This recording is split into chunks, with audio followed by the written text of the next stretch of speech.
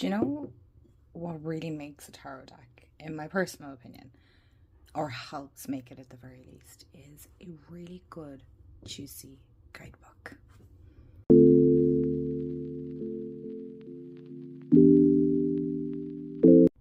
Hey everyone, and welcome back to my channel, or welcome to my channel if you're new. Hi, I'm Mend, and this is Jackie Daytona, just a regular human bartender. And we are back today to chat some tarot guidebooks, some of my favorites, some guidebooks that I think will be really helpful. So from my favorites to guidebooks that I'm like, yeah, I do see how this will help others as well. I've tried to pick an eclectic mix, but there's definitely a huge witchy element to a good chunk of them, just fair warning. To a certain extent. Look, what I would just say is, have a look, have a nose, and let me know what your favorite guidebook is below. I do love a good guidebook, and I love chunky guidebooks. I love diving into it and really getting to know the deck and whatnot, and I know a lot of you feel the same here as well. So I have, I think, about 10 decks. I don't know, there's a big stack of them beside me, so I kind of just want to get into it so that this isn't too long of a video either for you guys. So get comfy cozy, get a notepad to write down maybe the ones that you want to pick up, and yeah, we'll get into the video. Okay, but first we need to take a sip of coffee. I think I have to do this the other way. 1 second. Chaos at its finest, right? Okay, so there's no particular order with this, but the first one I want to mention is the Pastoral Tarot. I feel like I haven't mentioned this in ages. This is such a unique and different deck anyway. It's very much its own system. I love the lavender. Is very much a summer deck personally myself, but I love the guidebook. Now, I'll just quickly show you the cards as well, because I know some of you will be like, I might not have seen that deck. Can I see it? Of course you can. Of course, I'm more than happy to do that. Look at the backs. Are they not just stunning? I'm so sorry about the lighting here today, you guys. It's very, very stormy and kind of windy out today. But as you can see, it is very much a kind of ranch style, outdoor, off-grid kind of living style deck, and it's very much in tune with like nature and cycles and things like that. And the donkey, oh my god. But I think this deck is, or the guidebook, not only just that, but the guidebook in this is absolutely amazing. First of all, look at that. If you like good chunky reading guidebook, yes, chunky guidebook, then this is a really good one, because what I love is like there is a good description of the card, right? So with an air of confidence, this young man has impulsively chosen to cross the flowing stream over a freshly falling log, and we can see that. So it is telling you what is in the card. So, maybe if you're especially starting off and you find it hard to do a little bit of storytelling or whatnot, this will help aid that. And then, of course, we have inner reading. So the fool, his pup, and all the creatures of the forest encourage you to let go of inhibitions and expectations and simply embrace the grand adventure that life is. And as you can see, it is like a huge grand adventure. So it helps expand how you visually see the cards, right? And like this goes on for the whole lot, right? It's not just the majors, because sometimes I know some decks can focus too much on majors and not on the minors. This is the whole lot throughout. So just, oh look here, we'll stop at the Three of Swords, because why not? So in the scene, a sad young woman sits near an isolated wooded area under dark, menacing skies, right? So the Three of Swords acknowledges and validates your feelings of deep disappointment, abandonment, or sorrow. It's hard to see any silver lining when the pain is this immediate and severe. So it's like it's acknowledging the pain, but also saying, like, at this moment, it may feel like you'll never get over this heartbreak. And again, okay, so this is quite a wide guidebook. So you get the idea with the Pastoral Tarot. Okay, the next one on my list is the Mythological Fennica Tarot. Now, you know how much I really love this deck. If you can hear crunching, Grimm has decided now is the time that she wants to eat. It just seems to be their time. They know the minute mom hits record, let's go eat. But this is one of my I don't want to say favorite decks, but it's definitely up there. I really do love this. Okay, I'm going to say favorite decks for sure, definitely, for many different reasons. Because in one way, even though it's around Finnish myths and folklore, it kind of relates to Ireland as well, like Bog Spirit, Stone Labyrinth.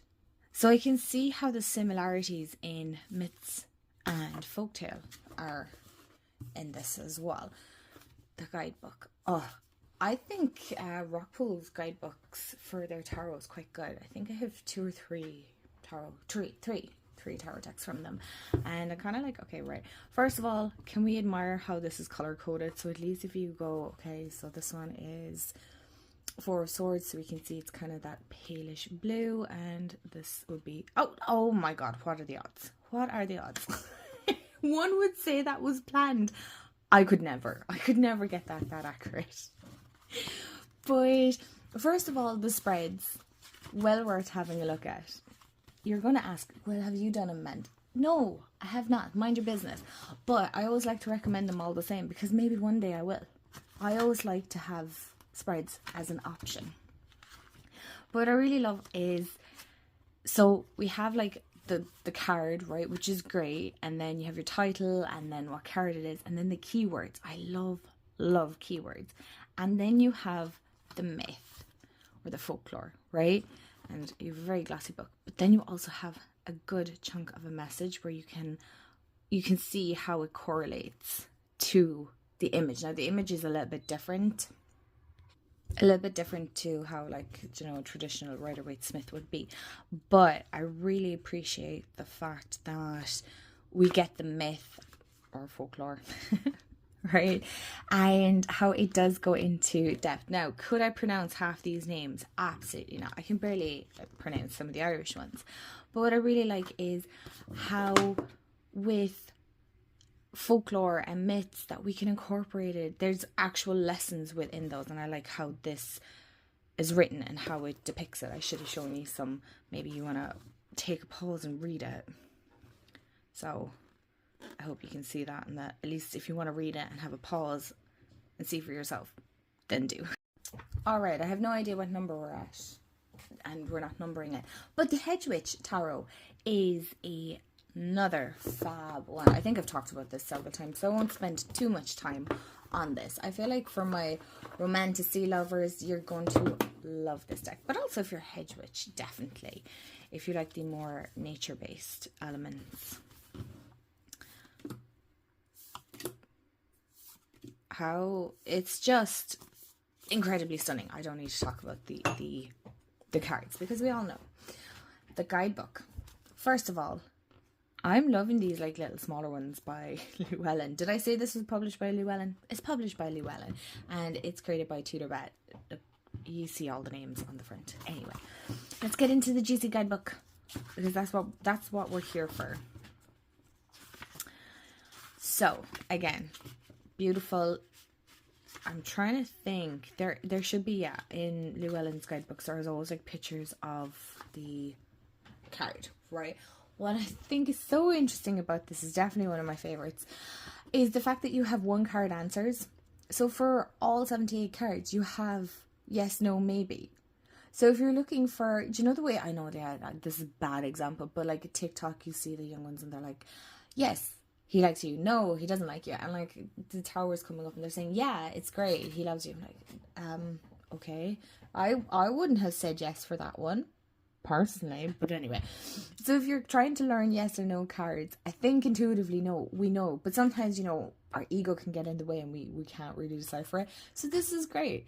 And then we have like, so the wizard is the power, and then reverse is manipulations and wasted talent. So it gives you keywords if you just wanted a quick reading. And so then we have the border, the writing, and then the veil, right? So in the border, we have like the description: in a wood at night with mist rising from the witch, emerges the clear image of a mysterious figure. And we can see this here, right? Very cool. So then we have the writing. So use your knowledge and power to create the world you want. You are the master now and have the controls.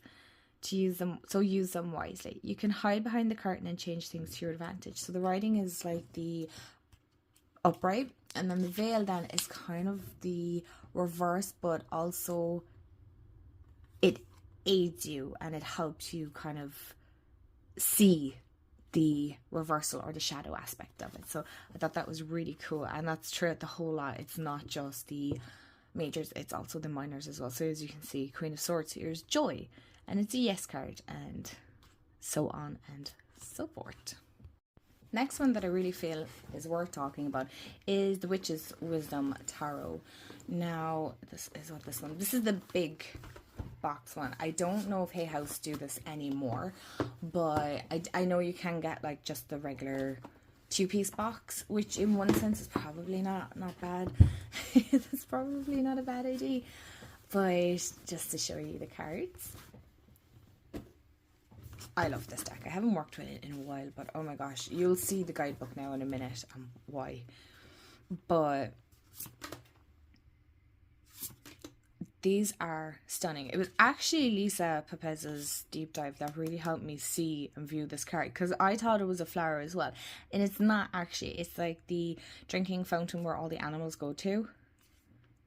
I thought that was so super interesting. I didn't even realize that. Anyway. So there you go. It's helpful to watch other people's videos.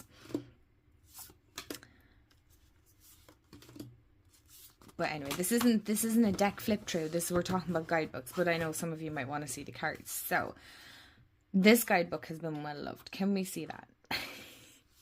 And I think it actually has a bend from me trying to see where the cards are, right? This is fantastic. Now, I know a lot of people would be slow in getting this one, for the reason being is it starts with the world as the first major, and then it works its way back to the Fool, if I'm correct in my remembering of this. Or the Pilgrim. Yeah, it starts with the world. Yeah, and works its way back, and then the Pilgrim. Come on. Don't make me out to be a liar here now. Yeah, there you go. So it's hiding because it's trying to make me look bad, and then it goes to the Pilgrim. Anyway, that's not the point. This is so good, especially if you have that kind of witchy element to your practice, right? And you want to add and expand on it. I mean, Phyllis Cura is just a mind full of knowledge as it is. I hope I pronounced her name right. But what I really love about this is, hello, come on. Right, so we start off with the minors. And so you start off with air. Now, there's no pictures of the cards, which that's kind of usual for Hay House decks anyway. I'm not bothered. It's not something that I particularly look for when I'm looking at guidebooks anyway. Is it helpful? Yes. Is it necessary? No. What I love about this is it has different elements to it, right? So you have the wisdom. So air, the first vibration from which everything proceeds into manifestation, the element of awakening us to consciousness of creation, to infinite connection. Then we have our essence, so our keywords, right? So things that we can expand on. And then the council, right? So air is the element of consciousness, intelligence, and intuition, reflection and communication. So it's really adding on to the quick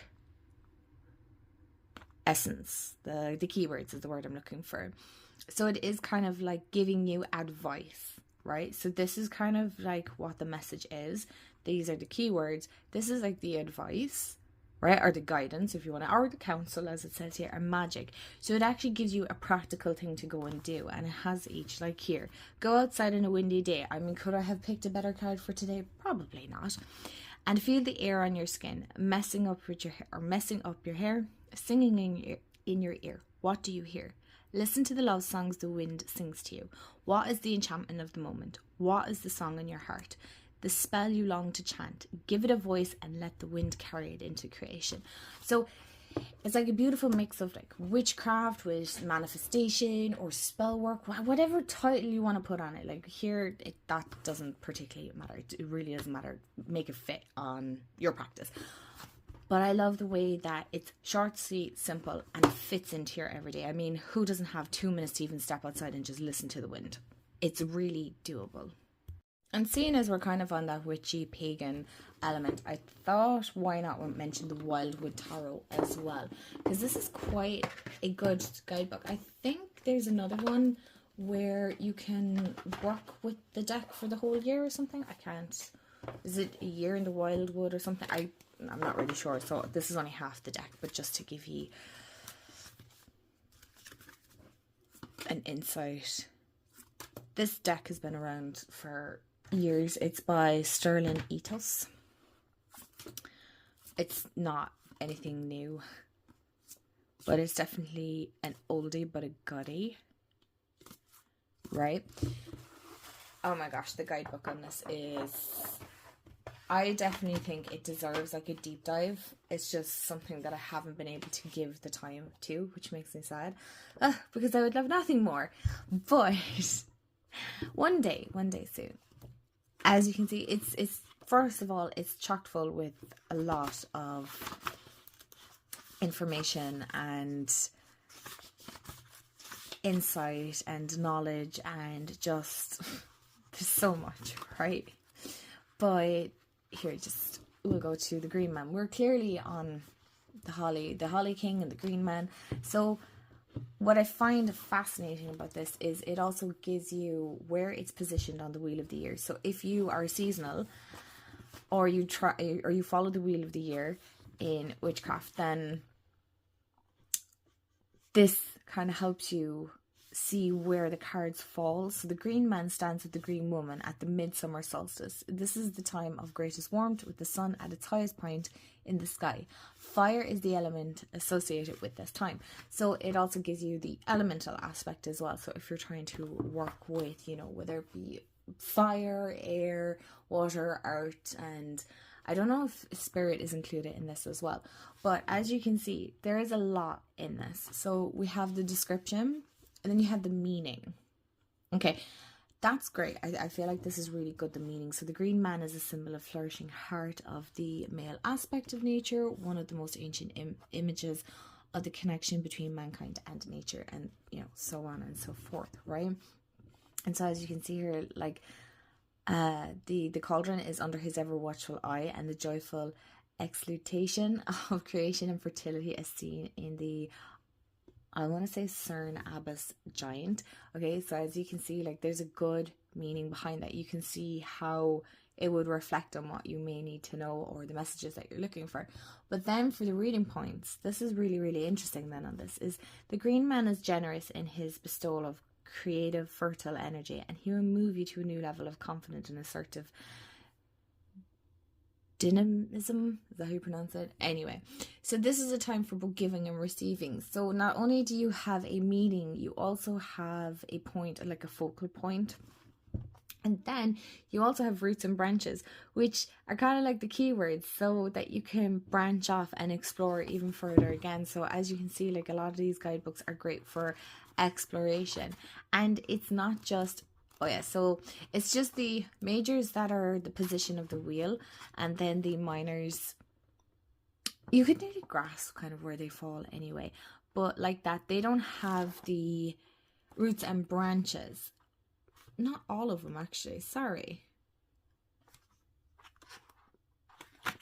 So obviously the court cards do. So they have tracks and pathways. But as you can see then, what I like about this then is sometimes court cards can be a bit confusing because we've been taught to see them as people. So if it's a person in your life, or as an aspect or process, as an event happening, or questions that you need to ask. So really helps look at all points of where you may be looking when pulling cards, right? So if you're asking about somebody or a person in your life, then you have that aspect of it. But then if you're looking for kind of help, to process or move past something, you may need to appreciate the good things in life, right? For example. And then if it's something that, like something that's happening in your life, you also have that as well. Okay, and last of the chunky guidebooks is the Tarot of Secrets. My woo-woo heart adores this guidebook. I kind of worked with this at the start of the year, and oh my god, first of all, the cards A little bit difficult for my small hands to shuffle, but I will push past that. I don't care. I will genuinely work past that. It doesn't bother me in the slightest, because I love this deck. I think it is so incredibly good. It's one that I want to definitely take a little bit more time. I feel like I didn't give it the time frame and the attention that it really does deserve, but I wanted to mention all the same. I love the way you have like the elements and then also the symbols. I want to say astrological symbols, but I'm not an astrologist, nor do I have much knowledge on it, so hence why, you know, I'm always kind of like, is that it?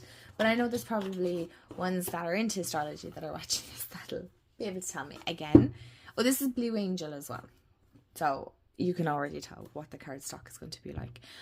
But I love the way this is, again, color coded at the side. But oh my god, this this guidebook, first of all, it's the perfect size. I really do actually like this. This is ideal, first of all, because I can show it in the videos, but second of all, what I really love about this guidebook is, okay, so you have your title, and then you also have like create the world. So it's like a description, but quickly. You have your guidance, your dynamics, and your secrets. Okay, so your guidance is, this is a profound and pivotal moment. Do not sit by idly. So it kind of gives you your message. The dynamics then is, the magician is a lightning rod. He invites and consciously embodies the electric power of pure potentiality and limitless light.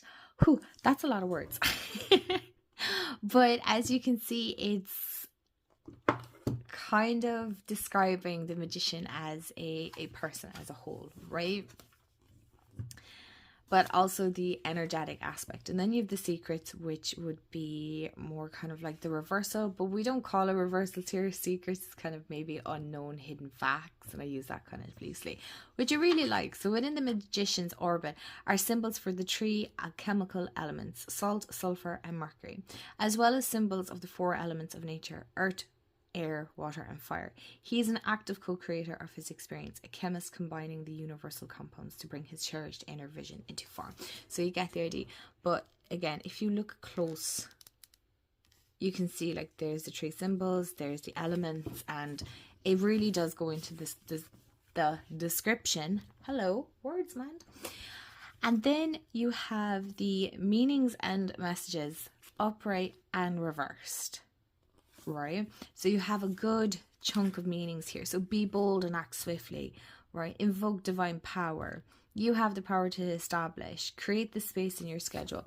Then you have the reverse. So stop waiting around for something to happen or for someone else to act. Your destiny is yours to create. So it's like an assertive message. Well, it may not be scary, but it's also saying, hey, cop on, you kind of need to get moving, right?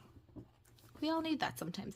And again, that goes throughout the whole majors and the minors, which I think is so extremely thoughtful. That's a lot of work to be putting into a deck. So it was definitely a process for sure, and I definitely think this deck is worth it with the guidebook. Okay, I really need to speed this up a little bit, but I'm getting very enthusiastic about it. The Starman Tarot Remastered. I want to talk about this one. So this is kind of newer to my collection. I adore this. I only got it this year. I'll just show you some of the cards. They're truly stunning. They're okay, really. YouTube, please chill out with these, okay? But these are, again, it's another one of my favorite decks. I adore this deck. I love the oddity and the weirdness of it so much. But that's not what we're talking about today. We're talking about this beautiful, I think this is one of the most gorgeous guidebooks. Gilding on it, excuse me. But again, I do need to do a comparison between this and the larger one that I have that is published by Lo Scarabeo. This one is published by Red Feather Schiffer Publishing. But oh my gosh, this guidebook so good, so good. So as you can see, like, I love the way, first of all, the design in of itself is absolutely stunning. So we're on the High Priestess now, so it has like an affirmation. So I offer up the mysteries of life. Why won't you focus? Okay, so you can kind of see the card there. And then it goes into a whole description of the High Priestess is the guardian of mysterious, subtle and deeper aspects of life that are not visible or obvious, right? And so we go into that, and sometimes, you know, he might be talking about the design of the card or how he came about it and whatnot. But then the meanings are kind of incorporated in the description, right? You do have the reversed. And what I love about this is it actually has the card reversed here. So when you're looking at it, you can see, okay, this is what it looks like. So you might be inclined to turn it upside down. But then what I also love is you have a summary of the card as well. So it's like small little snippets, and then it goes, you know, from there to there, and also reverse. So if you don't again have that kind of time to be reading a big paragraph, you can just go, right, okay, summary, which I think is so incredibly good. But I really do love the affirmations at the top of this, like I expand my horizon and I consistently create my empire.